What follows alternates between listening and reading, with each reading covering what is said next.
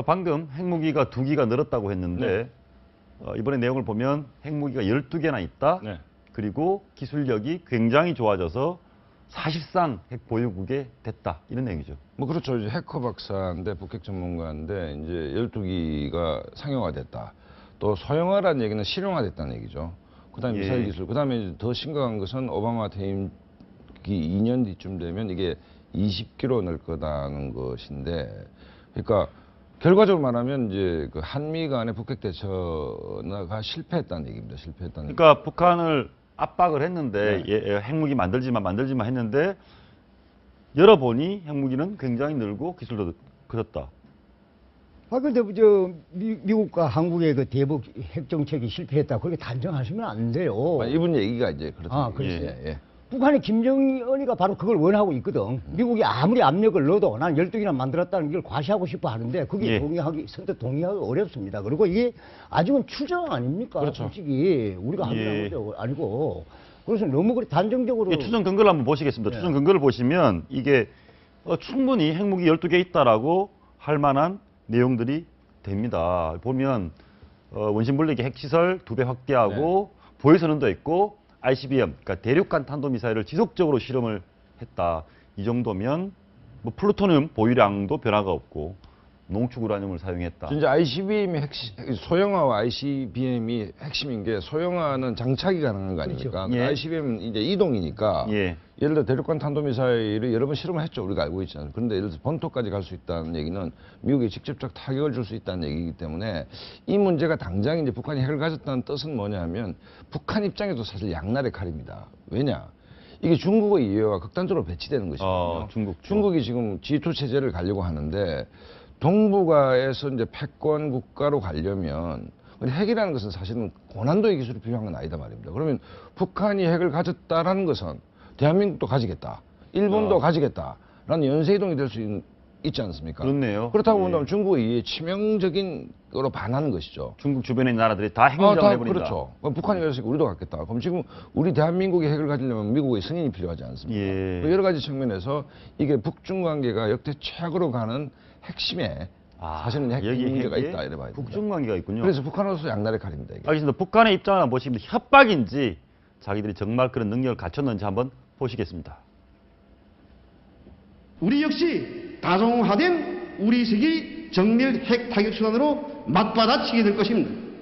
누리면 발사하게 되어 있고 퍼부으면 불바다로 타번지게 되어 있습니다.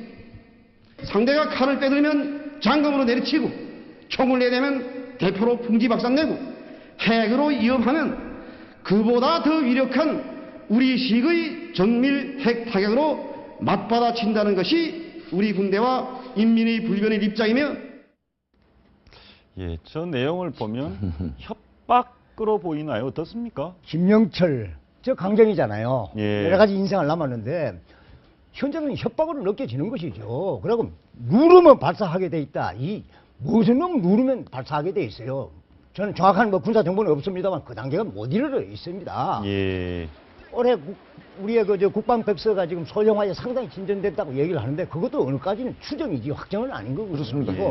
북한이 그 사이에 김정은이가 뭐라고 그랬어요? 난 무기급 핵무기를 반드시 보유하겠다고 선언하고 난 이후에 이런 사태가 진전이 됐는데 너무 이걸 과대평가해주면 김정은의 선언을 뒷받침해 주는 것이 아니냐 하는 생각이기 때문에 나는 평가할 때 그러니까 배병일 대표님이 정확하게 말씀하시는 게 이제 그러니까 김정일까지는 핵 개발을 하겠다는 것이고 김정은은 가졌다는 거 아닙니까? 그러니까 개발을 하겠다와 가졌다는 것은 전혀 다른 얘기입니다. 전혀 다른 얘기고 미국 정부도 공식적으로 아직 구체적 증거는 없다라고 얘기하고 있는데 아까 말씀드렸듯이 가졌다면 왜 가졌다라고 하겠냐 그러면 미국에 대한 협상력을 높이기 위한 지렛대죠. 지렛대지만 이게 아까 말씀드린 양날의 칼이라는 것이 북중 관계가 최악으로 치닫는 뭐 그런 수도 있기 때문에 이 문제는 대단히 복잡한 국제정치학적 함의를 좀 내포하고 있다고 봐야 됩니다. 방금 화면에 나왔던 사람이 김영철 정찰 총국장. 그렇죠. 이번에 그 미국 그 김정은 비하 영화를 만든 소니사 해킹한 장본인이 김영철이다. 이렇게 미국에 지목을 했습니다. 그렇죠. 김영철이 이른바 군부 강경파의 대표적인 인물인데 김영철하면 떠오르는 게 천안함 폭침의 배우다. 뭐 이제 이렇게 천안함도 폭침시키고 그렇죠. 미국 소니도 해킹하고. 당과 군이 있는데 군 내 강경파의 상징적인 인물이죠. 김영철은.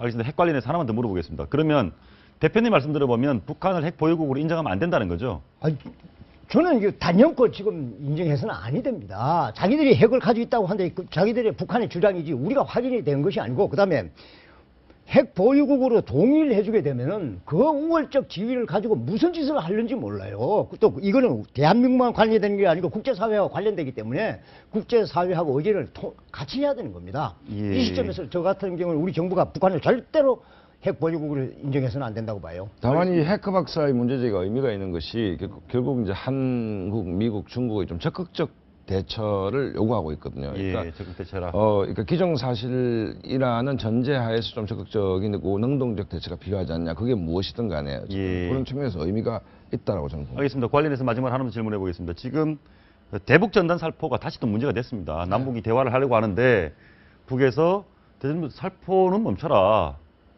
지금 법적으로 어떻게 되어 있습니까? 하겠다고 하는데 막는 게 합법적이다 이건가요? 그 막을 수 있는 근거 법률이 없다는 통일부 얘기는 맞아요. 아, 막을 수 있는 근거 법률이 없어요. 없다. 그러니까 그것 때문에 이제 그 야당에서 남북 교류협력법 개정해가지고 예를 들어서 교류협력법 보면은 북에다가 물자 모닐 때 통일부장 허가 받아야 되거든요.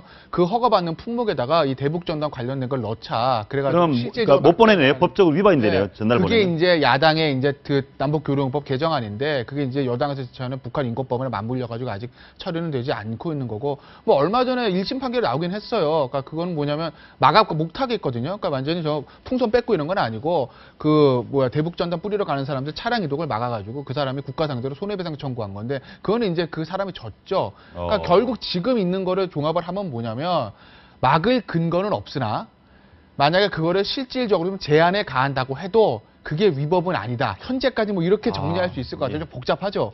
네. 그러니까 어떻게 보면 그 통일부 입장에서 굉장히 탄력적으로 할 수 있는 것이거든요. 그러니까 예를 들어서 그 판결에서 얘기했던 것처럼 예를 들어 이제 좀 위험한 상황이다라고 하게 되면 그 차량 이동을 막는다든지 이런 수단을 통해 가지고 실질적인 효과는 기대할 수 있을 거예요. 알겠습니다.